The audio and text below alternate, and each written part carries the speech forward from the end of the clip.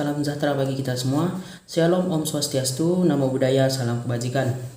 Perkenalkan, kami dari kelompok 12. Jadi pada video kali ini kami akan menjelaskan mengenai materi praktikum 4 mengenai induktansi dan kapasitansi. Saya Bram Filander Tarigan dengan ujung NIM 072 di sini sebagai ketua dari kelompok 12. Halo, kenalin nama aku Alisio Dilia Safira dengan NIM 030412822584.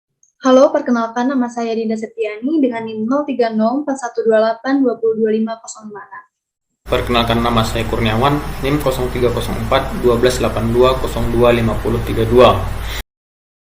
Perkenalkan, nama saya Yudhistira Dwi Ananda, nomor induk mahasiswa 03041182025008. Action! Oke, jadi judul praktikum keempat yaitu tentang induktansi dan kapasitansi pada rangkaian AC. Tujuan praktikum kali ini yaitu untuk mengenal sifat impedansi pada jaringan kerja AC dan untuk mempelajari reaktansi dan induktansi.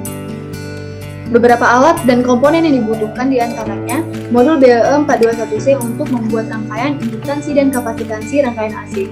Kemudian ada power supply, di mana power supply ini berfungsi sebagai sumber yang mengaliri arus listrik untuk komponen-komponen lainnya. Kemudian ada komponen kabel penghubung atau jumper, yaitu satu istilah kabel yang berdiameter kecil yang digunakan untuk menghubungkan dua titik atau lebih dan dapat juga untuk menghubungkan dua komponen elektronika. Baiklah, di sini saya akan mencoba menjelaskan dua buah hal praktikum. Yang pertama itu ada fungsi generator dan yang kedua itu ada osiloskop. Fungsi generator atau generator fungsi adalah bagian dari peralatan atau software uji coba elektronik yang digunakan untuk menciptakan gelombang listrik. Gelombang ini bisa berulang-ulang atau satu kali, yang dalam kasus ini semacam pemicu yang diperlukan secara internal ataupun eksternal. Generator fungsi analog umumnya menghasilkan gelombang segitiga sebagai dasar dari semua outputnya. Segitiga ini dihasilkan oleh kapasitor yang dimuat dan dilepas secara berulang-ulang dari sumber arus konstan. Hal ini menghasilkan ramp voltage menanjak dan menurun secara linear. Praktikum yang kedua itu ada osiloskop. Osiloskop adalah alat ukur elektronika yang berfungsi memproyeksikan bentuk sinyal listrik sehingga dapat dilihat dan dipelajari. Alat ukur osiloskop dilengkapi dengan tabung sinar katode, kemudian piranti pemancar elektron akan memproyeksikan sorotan elektron ke layar tabung sinar katode. Sorotan elektron tersebut membekas pada layar. Adapun fungsi dari alat ukur osiloskop adalah: yang pertama, dapat menyelidiki peristiwa atau gejala yang bersifat periodik. Yang kedua, dapat mengamati bentuk gelombang kotak dari tegangan listrik. Yang ketiga, dapat menganalisis gelombang dalam rangkaian elektronika. Yang keempat, dapat mengamati amplitudo, tegangan, frekuensi, periode dari sinyal yang tidak diketahui. Yang kelima, dapat mengetahui amplitudo modulasi yang dihasilkan pemancar radio maupun generator pembangkit sinyal. Yang keenam, dapat menganalisis karakteristik besaran yang berubah-ubah terhadap waktu yang terlihat pada layar monitor. Dan selanjutnya, dapat mengetahui beda fasa antara sinyal masuk dan sinyal keluaran. Yang selanjutnya itu dapat mengukur tegangan arus searah atau bolak-balik dan menghitung frekuensinya. Kali ini aku bakal ngejelasin tentang induktansi, kapasitansi, dan juga impedansi. Induktansi merupakan sifat dari sebuah konduktor listrik di mana perubahan arus yang melaluinya menginduktansi GGL pada konduktor itu sendiri.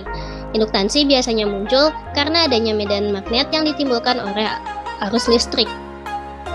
Induktansi dalam satuan internasional merupakan Henry. Selanjutnya ada kapasitansi. Kapasitansi merupakan jumlah elektron yang dapat disimpan di bawah tekanan yang diberikan oleh listrik. Kapasitansi memiliki rumus C sama dengan Q per V, di mana Q merupakan muatan dan V merupakan tegangan, sehingga kapasitansi memiliki satuan coulomb per volt atau dalam satuan internasionalnya merupakan farad. Dan yang terakhir ada impedansi, yang merupakan hasil gabungan dari nilai resistor dan reaktansi dalam rangkaian arus bolak-balik. Impedansi juga biasanya dikenal dengan hambatan dalam dan dilambangkan dengan Z. Berikut merupakan rumus dari impedansi, di mana R merupakan hambatan dan XL merupakan reaktansi induktif dan XC merupakan reaktansi kapasitif. Impedansi memiliki satuan ohm. Kali ini saya akan menjelaskan mengenai apa itu rangkaian R, rangkaian L, rangkaian C, rangkaian RLC seri, dan rangkaian RLC paralel.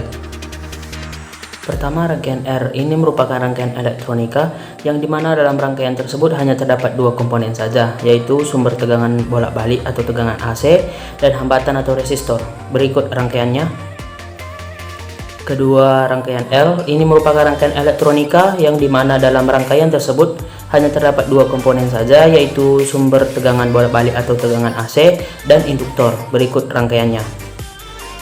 Dan yang ketiga, rangkaian C ini merupakan rangkaian elektronika yang dimana dalam rangkaian tersebut hanya terdapat dua komponen saja, yaitu sumber tegangan bolak-balik atau tegangan AC dan kapasitor. Berikut rangkaiannya.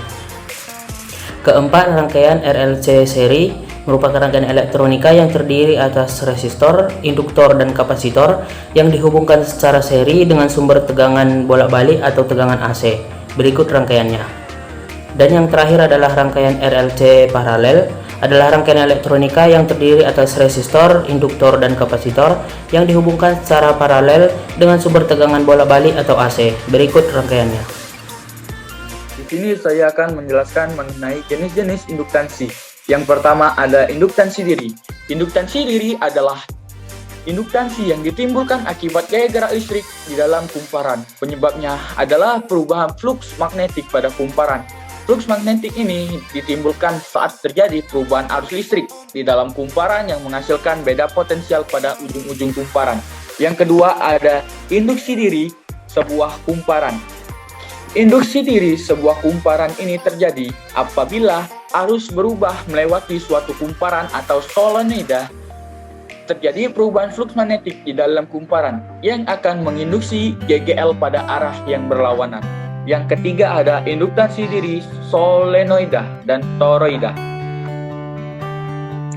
Solenoida merupakan kumparan kawat yang terlilit pada suatu pembentuk silinder. Pada kumparan ini panjang pembentuk melebihi garis tengahnya. Bila arus dilewatkan melebihi garis tengahnya, maka suatu medan magnetik akan dihasilkan di dalam kumparan sejajar dengan sumbu. Sementara itu, toroida adalah solenoida yang dilengkungkan sehingga sumbunya membentuk lingkaran. Yang keempat ada induktansi bersama. Induktansi bersama terjadi apabila dua kumparan saling berdekatan. Maka sebuah arus tetap di dalam sebuah kumparan akan menghasilkan sebuah fluks dan menginduksi sebuah fluks magnetik yang mengitari kumparan lainnya dan menginduksi GGL pada kumparan tersebut.